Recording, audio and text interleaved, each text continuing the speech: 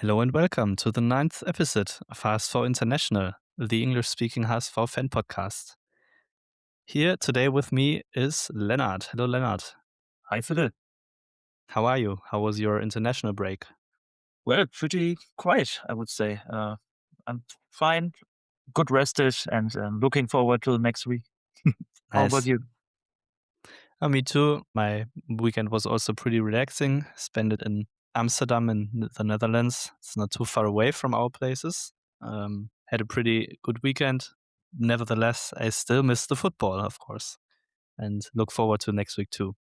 But did you see our HSV players wearing their national team jerseys? Did you see one of the matches? No, I didn't saw one of these matches. Probably I only could have watched the German game against Switzerland, which where I could have seen the one, but I was with hmm friends and therefore I wasn't able to watch it. Just looked from time to time into the live ticker, but yes, there's still goals, so probably not a bad game from. Yeah, he made the assist for who scored? Was it Mbolo in the end? I don't know. I'm not sure. It was the third goal. The first was scored by Ndoye, the second by Embolo, and the third one. Doesn't matter. Yeah, I think Uh, so too. It doesn't matter in the end. he's not a HSV player, but Definitely not. No. Miro made the assist. Yeah. Great.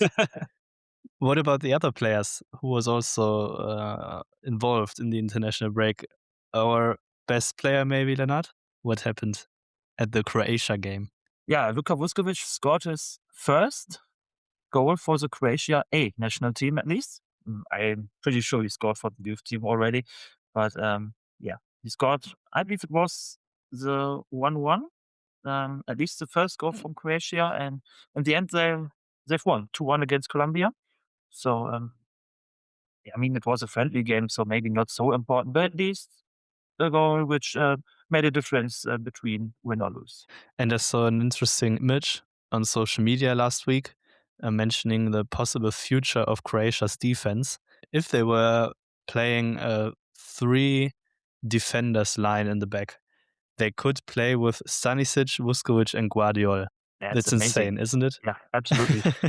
And I mean, all of them are pretty young. I mean, Luka, of course, but even Stanisic and Guardiola are in their mid-20s, I think, Mm, 24, 25. if not beginning, yeah. Yeah. And I mean, as a defender, you can play probably at a very, very high level, at least until 35, 38, maybe even sometimes. So I don't think Croatia has to worry about their defense in the next, let's say 10 years.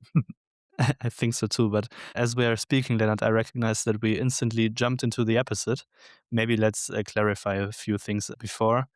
Last week, as you may have noticed, my mic was getting broken during the episode, and we needed to re-record the second half of our episode. That's why I might sound a bit weird in the second half, and we apologize for it. I hope this episode, the quality is getting better again. Anything special about this episode, Leonard, compared to the last ones? Yeah, probably that we don't have a review from our last game because of the national break. I mean, yeah, we will talk about, like we already did, about some games of the national break, at least how our players performed.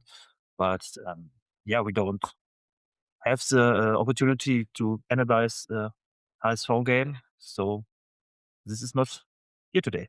No, exactly. So we just discussed what our players did on the international break and look ahead in the end or on the Augsburg game, which will be played Definitely. next Yeah. Saturday. So should we continue with looking on the international break? Who else did play in their national team's jerseys? What about Rensford Königsdörfer? We did not mention him last week because he was nominated afterwards. I think one player from Ghana got injured. I don't know who, but Königsdörfer was the lucky one, jumping on the train Mhm. and instantly got, I think, 20 minutes, right? And against whom did they play? Yeah, he's got 20 minutes, I'm sure. It was that. And against, I think it was Austria, right? I mean, Yeah. it was a pretty devastating loss. I think they've lost 5-1, and today they play against Germany. So Yes, maybe we can exactly. see from now on in 2 hours approximately. Yeah. Nice. Yeah, looking forward. Hope that he will have an appearance. Yeah. During these friendly games, we see it from time to time. For example, on Friday, the Switzerland changed, I believe, the whole 11 in Hmm. halftime. So maybe Ghana does it as well. I have no idea. But yeah, let's see about that. We will tune in on the television later and see if he will make his appearance. What about other guys? I think Gotulashvili and Otele, they also were nominated for the first team, but did not play in the games, right? Yeah, that's what I've read as well. Like you said, they were nominated. They both did lost. I think Otele won, well, Nigeria won, and Gotulashvili and Georgia played 2-2. At least no loss, but like you said, they didn't play it. So maybe in the second game, which I don't know when it is on or against who. I have no idea. Me neither, but did you see the goal from Otto Stange, our youth striker? Yeah, I saw it. I think it was on Thursday. I think so too. A great goal, and he also made an assist to score 2-2 as well, right? Against the Sweden under 19. Sweden. Yeah. Yeah, it was the under 19 game between Germany and Sweden. And our youth striker, who recently came back from Elversberg in the winter break, made, as you said, an assist and a goal in this youth national team match. Yeah. And we have another goal Mm? scorer or scorer, I would say, which we didn't mention, Mm-hmm. Damien And Downs. we should mention him. Yeah. Damien Downs scored after almost a year. His last goal was against Mallorca in a friendly game during the preseason with Southampton. And yeah, he scored for the under 21 against Japan. Nice. Hope it will give him some confidence. Yeah, I hope so as well. So maybe it's a start for him. Maybe he can at least score 2 or 3, maybe even 1 goal for us in the upcoming weeks. I'm pretty sure that we won't buy him. I can't imagine that he will start scoring 8 to 10 goals now. So I can't imagine him performing so well that our club will buy him in the end. But yeah, maybe we will have a, let's say, nice end out of the story. Yeah, let's hope so. We jumped directly in this episode and had our first topic with the international break. Did something else happen during the last week in our club, Leonard? Yeah, we've bought our first player for next season. So Mhm. Vasiljevic, a young striker from Hungary. Did you know him before, Philip? No, must be honest. What about you? Yeah, but only because we were linked to him in the winter break already. Really? Did not read it. I think it's the last week of January I read about him, and Hmm. therefore I knew him from back then. Before that, no, I didn't knew him. I mean, during that time he was 15. Now he's 16. But like I said, I didn't knew him before. I never saw him play. I mean, he's playing for the under 19 for Budapest. I have no idea how we would be able to watch these games, even if we want to. There's one video on YouTube I was able to watch, Mhm. but nothing besides that. Yeah, I mean, we spent a lot of money on him. Bought him Mhm. for, I think, 1.5 million. Is that right? Mhm. Yeah. And I just read about the competition, which was pretty intense. Inter Milan and other top clubs like Borussia Borussia Dortmund. Dortmund, Benfica Lissabon. Yeah. And I mean, if you really compete with these clubs, yeah, you need to pay these amounts for a talented player.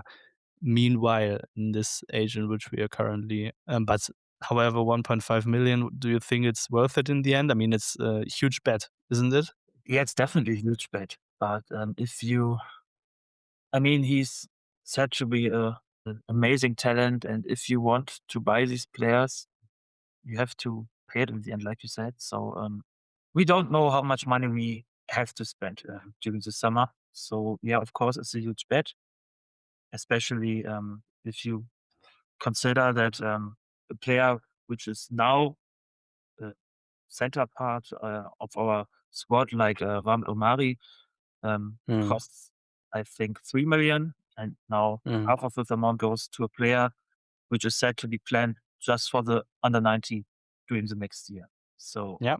of course, it's a huge bet. But if you are totally convinced that this is a striker who will help you over the next years, then I think you can do it. I mean, we all look to other clubs like in Germany, for example, Eintracht Frankfurt, who's buying players and selling them for an amazing amount after a short period of time.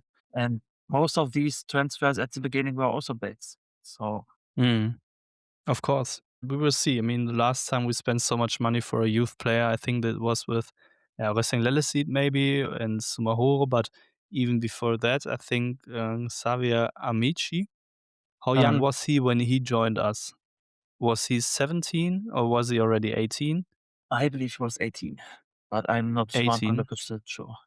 Back then, I think we were being relegated 1 year ago, and then we signed him for 3 million from Arsenal. Was it this time, right? Yeah, 3 million, 3.5 million, yeah. And he was only, and I mean, so cheap. I don't want to call it cheap, but if he would have performed better, then we would have paid even more. I've read that if every option um, would have, well, succeeded, which, Mm, for example, that we went to the first league during his time, he scored maybe 20 goals or something like that. I have no idea what the details are. Then mm. I've read he might have cost even over 7 million, 7.5 or something like that. I mean, of course, in the end, Insane. then he would have paid it during his performance. Mm. But now we've paid, like you said, over 3 million for him, and he didn't play it much. He didn't play it well. So definitely not a good transfer during that time. So to conclude, it's always a bet to pay these amounts for youth players.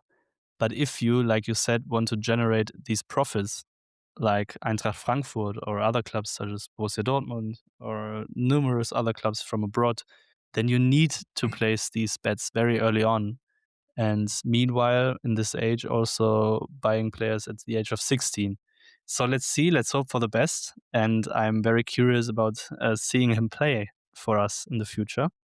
What's also said about him, maybe not, in addition, he's already over 1.9 meters tall, I believe. With Oh, okay. that now just 16. So I've read in some articles 1 meter 91, and another wrote 1 meter 93. So I'm not sure about that, but at least everyone's saying over at least 1 meter 90. So a huge striker. So let's see how tall he will be when he plays for us the first time. When I think about tall players, I always think about Peter Crouch. I recently watched a video about all Peter Crouch's goals for clubs in the Premier League. Mhm. It was very interesting because these players, also Voltemade, they're so tall and they always look like they can play football. But then you see those goals they score. I always get a smile on my face when I see these strikers. And yeah, let's see. Let's hope that it not turns out like Voltemade in the beginning, because when he played for Bremen, Bremen really oversaw his potential, or when he was there, he did not reach his full potential, and then transferred, I think, for free to Stuttgart, Mhm. where he then skyrocketed and changed clubs to Newcastle for, what was it in the end, 80 million, Yeah, 90? something like Or how that. I much was believe it? 80 million euros, 70 million pounds, something like that. Yeah. Imagine for Werder Bremen. You sign this player and he transfers for free to a direct opponent in the same league, and then Stuttgart sells him for 80 million And or all 75. after Yeah. that, all after one season, I believe, right? I think so too. And even just one, or even just half a year, he performed amazing. I think the first half of the season wasn't even so good. So you see, for half a season, you can really increase the value unlimitedly. It's insane. Let's hope that our signing does the same or will have the same consequences. Then what happens else in our club last week? Besides the transfer, yeah, our national team experience on the weekend, our women didn't play it so far. They're playing right now Hmm. against Leverkusen. And I see now, right now it's halftime, and shortly before halftime, they scored the 1-1. So right now Amazing. it's a draw. My last information was that Leverkusen would lead. But yeah, a 1-1 right now would be a great result. Hopefully, we can build on that goal during the second half. Regarding the other teams, Jena and Essen, which are currently, I would say, our the only teams which are Mm, really dangerous if it comes to the relegation. Essen lost 2-1 in Bremen, and Jena got a 1-1 against Leipzig, but is still 4 points behind us if we would lose today. So right now, it's still okay. yeah, it looks like this. Let's hope that we will maintain this lead in the end. Yeah, pretty exciting times now. When it comes to the end of the season, it's always getting so intense and competitive. Yeah, it's amazing. I look forward. Did you see the last what is it in English? Ansetzungen, Scheduled. appointments, scheduled. Yeah, the next dates of our matches were being scheduled last week. But just one surprise. We have the top game against Hoffenheim. Yeah, Yeah, I didn't expect that, to be honest. I think no one did expect this, right? I really can't follow this reasoning. Why did they really schedule this game being a top game? Meaning we explained it in previous episodes, right? That's the one slot in the evening of the Saturday matches. Yeah, which is said to be the best game of the weekend. Yeah, And I mean, and I for us, think it's always the Hamburg game, but nonsense, isn't it? I was just looking other games that are playing on this match day. yeah, Köln against Leverkusen is at least a derby. Yeah. I would have gone with that. I mean, Stuttgart, Bremen, Dortmund, Freiburg are games which have to be on Sunday. Mm. But despite that, maybe even Leipzig against Union Berlin. Nevertheless, I think the rest of the games were no surprises, right? Yeah, I would say so. I mean, it was just the Sunday game against Freiburg, Saturday against Frankfurt, and Saturday against Hoffenheim. Every other game Mm, was already scheduled, so it was only the three, right? true. And the last match day in Germany, it's always at the same time. So there will be all 9 matches played in parallel to each other Mhm. so that no team has the advantage of being in knowledge about the other results. That's why we play against Leverkusen on Saturday afternoon on, I think, 16th of May, right? Then Yeah. is when the season ends. Mhm. It's just 6 or 7 more weeks to go. Yeah. It's always, like you already mentioned, a crazy competitive time and a whole different feeling than during the, well, let's say, 7th match week or something like that. Yeah, absolutely. Let's see what the next weeks will bring to us. Do we have other news of the week, Leonard? To be honest, I don't have anything else. What about you? No, me neither. Not too much that have happened. So I think we can even already transition to our question of the week. I think our listeners can live with that. I think so too. Are you ready for the question? Yeah, please go ahead. Okay, then let me play it. Hello. This is Timur from Istanbul. My English isn't very good, so I'm having this recorded via my app. I'm a huge Fener fan, but my second team is HSV. It all started in Istanbul in 2009. A friend from Germany is also an HSV fan and we watched the UEFA Cup match at the old Ali Sami Yen Stadium. What a comeback after being 0-2 down. When Guerrero scored the equalizer, I celebrated as if the Tsar Connor Yaler had scored. What a great club. What fantastic fans. I love Coach Martin Joel and Guerrero. I'll never forget that night. Unfortunately, there are hardly any English language podcasts about HSV. So I was really delighted to discover the HSV International podcast.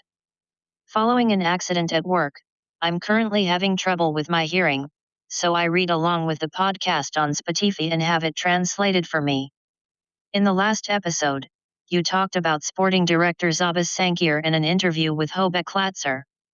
I haven't been able to find anything about these people. Which club does Sankir come from? Is he from Greece or France? Or should it be Zabas, the banker? Is he the new patron? Who is Hobek Klatzer? What interview did he give? Is he from the reserve team or a youth team? I have one more question. When will HSV finally play against Finner internationally? Finner, SAR, Lacey Vert, and only HSV. Yeah, great questions. Thank you, Timo, especially because I really loved being remembered about that game. One of my absolute favorite HSV away games during the European times. Maybe before we answer these questions, Philip, did you remember that game? To be very honest with you, Leonard, I don't remember this game. I think, when was it? In which season? Was it 2011? 28, 29. 28, 29. So Okay, it yeah, was 29. It was the round of the last 16, I believe. The Mhm. second leg match in Istanbul. No, I don't remember it. I really might have seen this game because I was pretty young and I became a HSV fan during that time because of Guerrero, because of the squad playing under Martin Jol, but I in fact don't remember this game, to be honest. But what happened there? Maybe in just 1 or 2 minutes. What was this game? What made this game so special for you? What made it special? I mean, it was in general a great season from us, and very early, Galatasaray went in lead. They got the lead. I think it was 2 goals by Milan Baros. One at least. I believe he scored both of the goals, and they went a 2-0 lead. And I think Guerrero scored 2 goals, 2-1 and the 2-2 in 5 minutes, 3 or 5 minutes, and very shortly. And I was watching the game in our living room, and with my father. I screamed so loud at Guerrero's first goal that he threw me out of the living room. Really? Yeah, I was kicked out of the living room, and you have to. And I think I already mentioned he's a football fan as well. So Should have understood this, right? yeah, you should be used to it, and you're also not quiet when your team scores a goal. But okay, and 2 minutes later, well, I mean, afterwards I watched the game in my room, so it wasn't like I couldn't watch the game anymore. And he came to my room, and then he said, "Now you can party quiet." I would say after the second goal, but I think that was just proof that our doors during that time were pretty good, because I don't believe or don't think I was any less loud than during the first goal. Yeah, and in the end, the last minute or maybe the 2 minutes before the end, Vitor Ulic, I believe, scored the 3-2. And just to mention, with the 2-2, we already secured the next round. So I think the game in Hamburg was 1-1. And during that time, there was still the away goal rule in place. So therefore, a 2-2 would have been enough. But yeah, like I said, I think it was Ulic who secured the win in the end. Yeah, A remembrance to the good old times when absolutely. we played internationally. But now to the questions. Yes, back to the questions. Do you want to answer the first one? Because I think it was just a misunderstanding. I think so too. So first of all, it's amazing to hear that you can follow our podcast via the translation slash transcription. But you need to know that this transcription is created automatically by Spotify itself. Spotify creates this transcription on its own. I think, to be honest here, we just chose that they created automatically. I think you could provide them with a original transcript, but we usually just upload and hope for the best that they transcribe it accordingly. But good to know that in the future we will have a look about that. This won't happen anymore.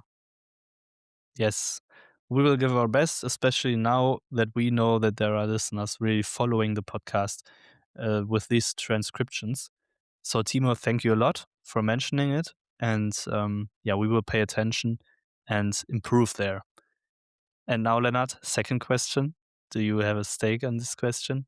When will we finally play in Istanbul? Was it against Fener again?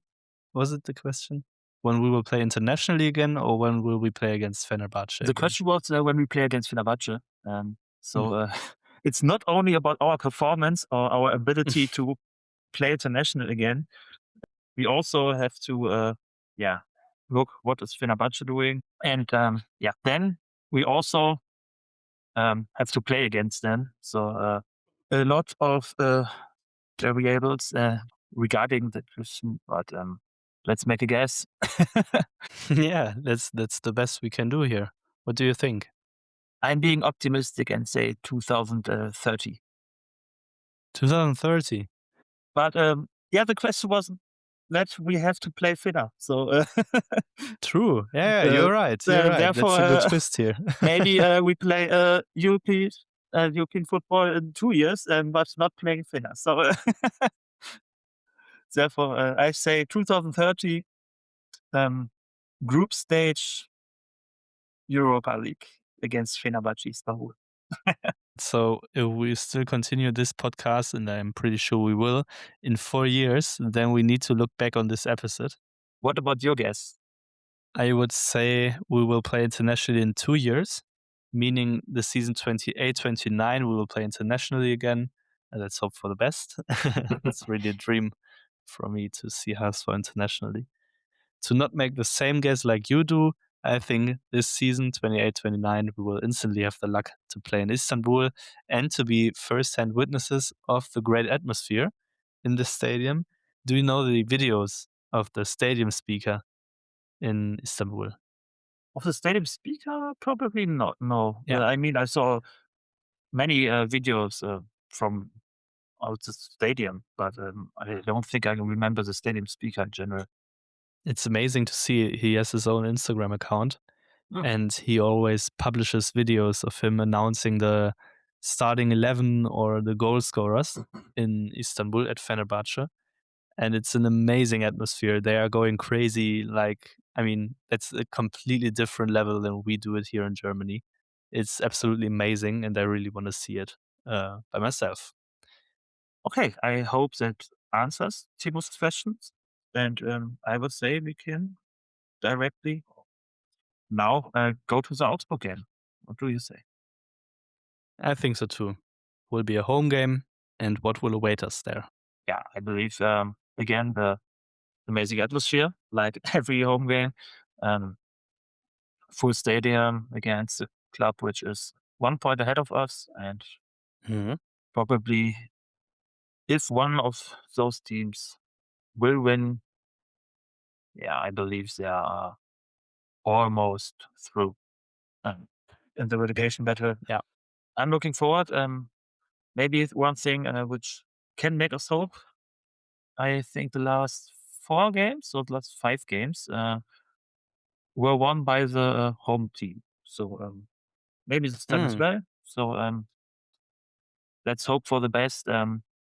I will be there, going by train as usual. I think you are not there on Saturday, right, Philip? No, unfortunately not. The friends with whom I was abroad are in Germany next weekend. That's why I will spend the weekend together with them. I tried to convince them to come with us to Hamburg, but as they are just here for a couple of days, they did not let them being convinced to join us. But that's the reason why I unfortunately don't see this game. But I will watch it together with them in a bar or at home in television. So next week we will then have both perspectives from you and also from me watching it from the television. And I thought I saw one other statistic. In addition to yours, the last 4 games were won by a home team, but also Augsburg lost his last 3 games in a row. So they lost against Leipzig, Dortmund, and Stuttgart. To be honest, pretty hard opponents. Absolutely. But nevertheless, they lost. And now they play in Hamburg with slightly advantageous conditions for us as we are playing at home. And yeah, let's see. Let's hope for the best. Or do we have other statistics, fun statistics here in favor for us? I wouldn't say in favor because we might have consider our recent home opinions. I don't want to be disrespectful, but a home game against Köln is something you might have to win. Mm. I mean, the games before that, a loss against Leverkusen and Leipzig, this can happen. This is normal, I would say. But yeah, 3 games in a row, we didn't win at home, just 1 point out of these 3 games. Yeah. This is not really much. We have to admit that. It shows just even more how important the win in Wolfsburg was, because the March was not a good month. 5 games, 4 points. I mean, also, like you said, regarding Augsburg's opponents, the same goes for us. We've lost against Dortmund, we've lost against Leipzig and against Leverkusen. We won in Wolfsburg. We've got a point against Köln. This is Mm. all in all okay. Absolutely okay. But yeah, we have to win. We have to win on Saturday. We already mentioned in the last weeks and episodes how tough our remaining games are. And Yeah, that's it. therefore, after Augsburg, Stuttgart, Bremen, Hoffenheim, Frankfurt, Freiburg, and Leverkusen. Yeah, some pretty hard games and really a immense game on Saturday. What's your prediction for Saturday? Well, I would say we will win 3-2. Who will be the goal scorers? Fabio Vieira will be scoring 1 goal. Miro Muheim will score 1 goal. And in addition to that, I go with Jean-Luc Dompe. Okay, interesting. I say we will win 1-0 and the goal scorer will be Nicolas Capaldo. Oh, It's okay. maybe an interesting guess, but he will return, maybe replaces Ahmed Omari in the defense line. Or Nikolai Remberg in midfield. Do you think so? The last time Nicolai Rembeck missed a match was in Hoffenheim. And back then got replaced by Jonas Meffert. Mhm. Exactly. And this time, of course, then in Hoffenheim, Mohamed Omari was injured, so he was not able to play. But now, I think, do you really want to put Capaldo on this position, or would you rather go with El Fadli? Okay, I think both Omari and El Fadli, the last appearances were not too good. El Fadli in Wolfsburg made some great mistakes, and Omari, he was also a bit insecure, in my opinion. So we will see. I'm excited. What do you think? How will Merlin Polzin decide in the end? Oh, difficult question. I mean, there's also the opportunity that you go with Vieira and Lokonga in midfield and don't play Capaldo or El Fadli True. there, which might be even my guess how Merlin Polzin will approach this game. But yeah, it might be a little bit offensive. Difficult. I would at least put Capaldo in midfield. Yeah, I would play either him or Vieira and Lokonga. I wouldn't play El Fadli in midfield.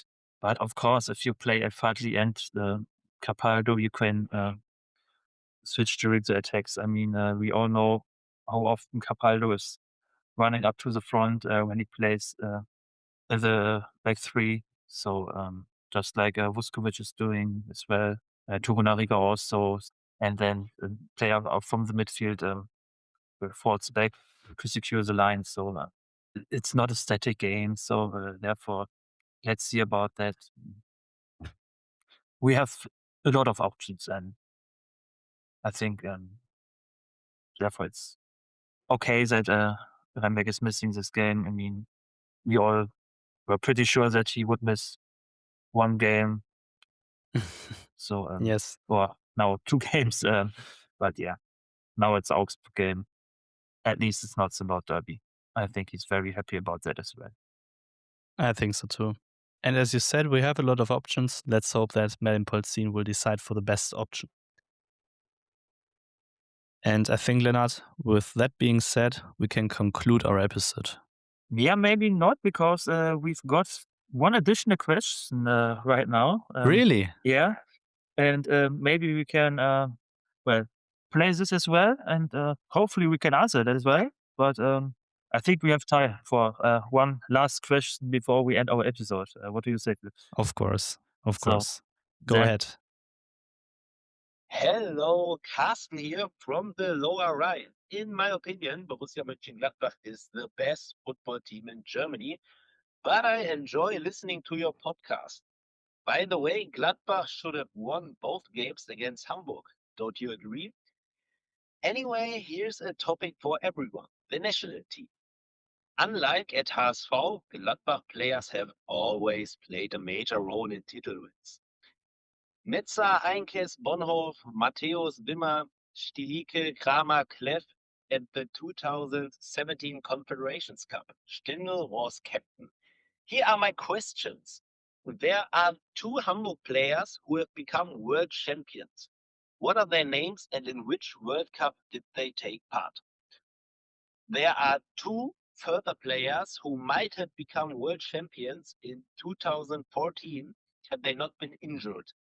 Both had been selected by manager Löw for the friendly matches in March 2014.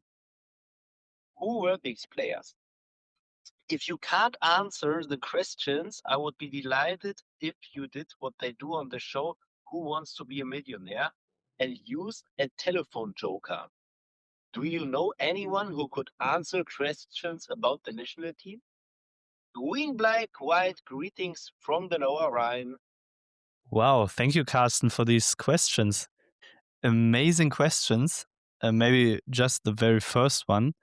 I don't think that Borussia Mönchengladbach was better or should have won both matches this season. I think it was in the opposite.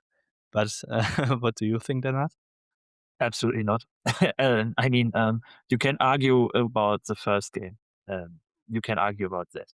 But the second leg game, or the game in Hamburg, I've met no one. I know that there are some people out of our fan club who met people in the train who were saying the same thing.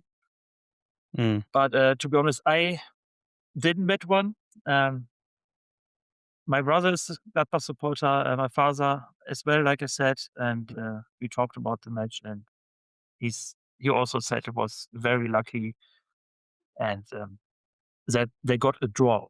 I mean, the draw in the first match in Gladbach was the right result, and the second game we should have won. Absolutely. I think that's a topic where we would never be able to agree on. You know, the supporters of one team have their own opinion. We have our other opinion. But then let's continue with the second and third question, which was about 2 HSV players involved in World Cup wins and 2 HSV players that might have become World Cup champions in 2014. Let's maybe start with the first question, Leonard. What do you think, or do you have 2 players in your mind? I know at least which World Cup. Both of them were included in the squad 1954 in our first World Cup win. And do you know the names, Philip? I don't. I can't even try them. Okay, I know at least one, 100%, which is Posipal. And the second, I believe it was also a defender.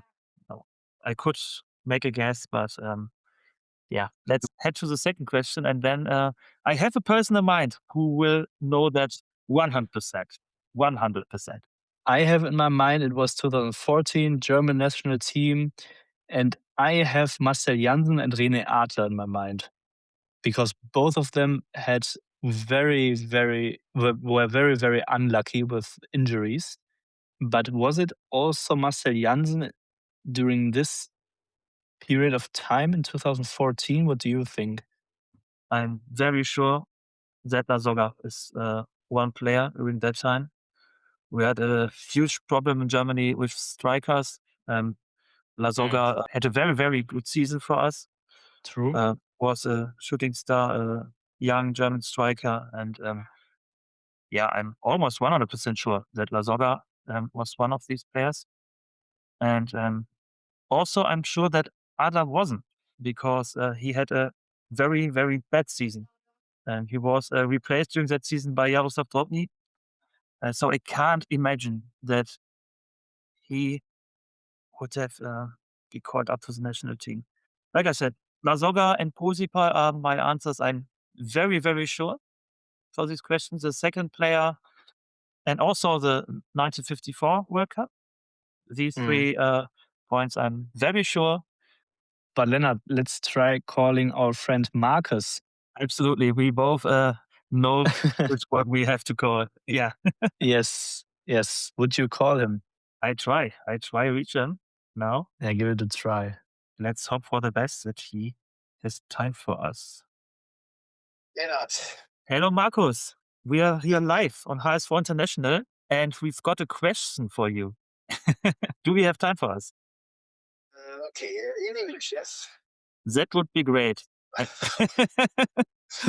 Are you ready for it? It's not a joke. You know about our podcast. We've got a question from Carsten, and Carsten said to us, if we are able to answer this question or these 2 questions, we're allowed a telephone joker. Therefore, we picked you. So, Like who becomes millionaire? yeah, exactly.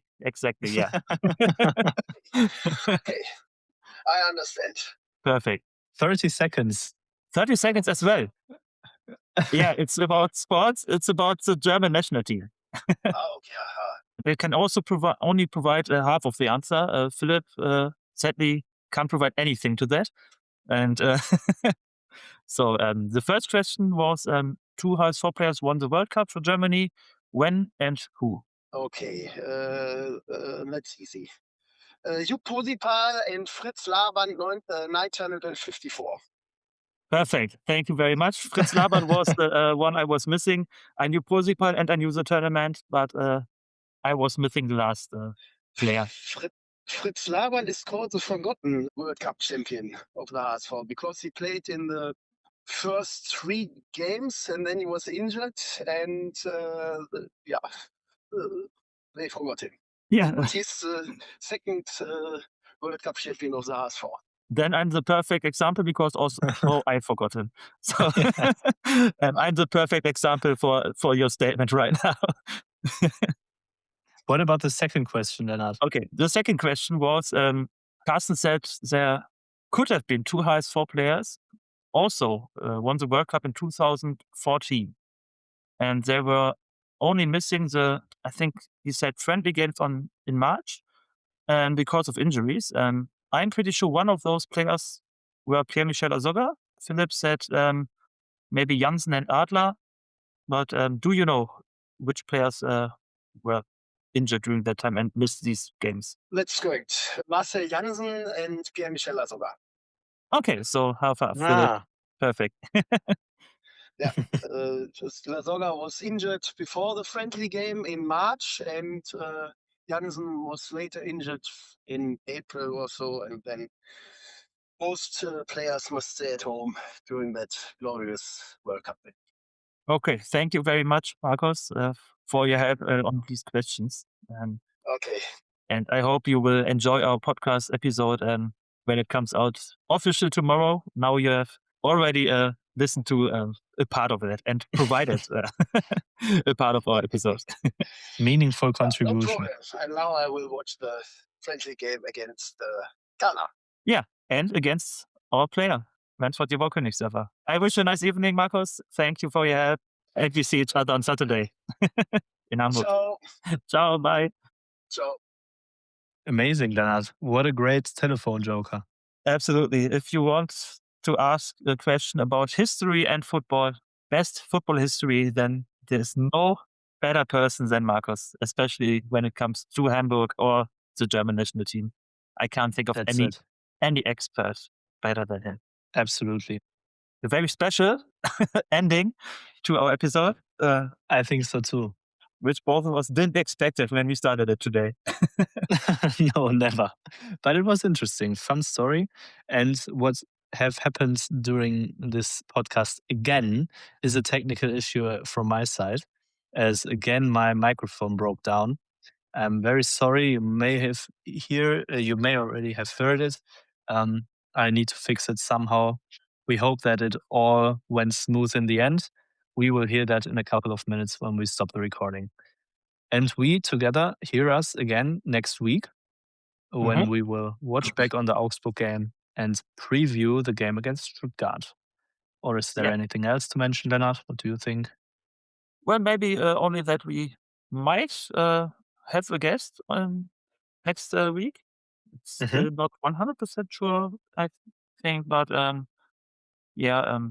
let's see about that. But I'm looking forward to it. Hopefully, he can manage to be there with us next week. And Yes. and just conclude. All women are losing right now. It's 3-1 to Leverkusen. Just 10 minutes to go. So Okay, yeah, that's a pity. sadly, nothing to get there. But yeah, that would be all, I believe. I think so too. So then, Lennart, hear you again next week. I wish you a great evening, Philip, and hopefully a good game now. Yes, Bye. exactly. Bye-bye.